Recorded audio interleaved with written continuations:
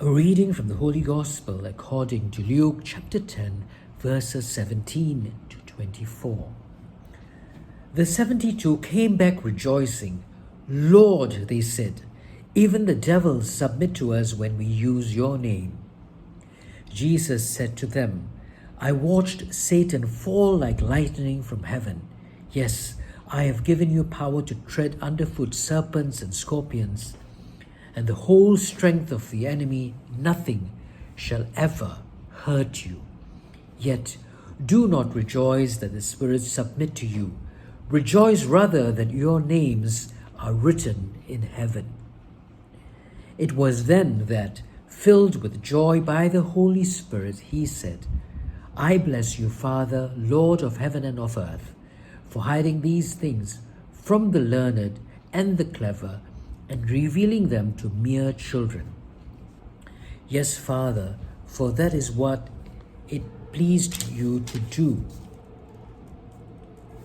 Everything has been entrusted to me by my Father, and no one knows who the Son is except the Father, and who the Father is except the Son, and those to whom the Son chooses to reveal him."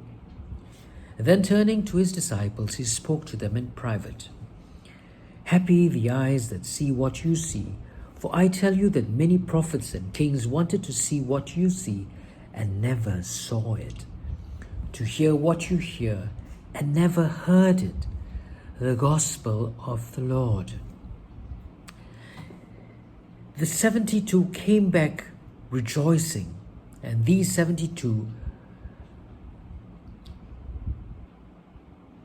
by some passages in the Bible, we can assume that they were not the most learned, and this is quite evident when he says that,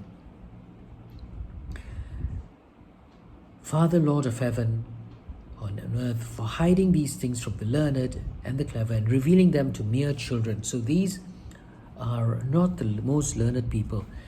So when the 72, not the most learned people, came back, they were in awe of the power that they had. And this power was only given by Jesus Christ through the 72. And how Jesus, it is the confidence that they now know that they had. And once they had this confidence, they feel so good about themselves. Now, it seems from this passage that you don't have to be learned, you don't have to know a lot to be able to do things, to be able to execute a task and get it done.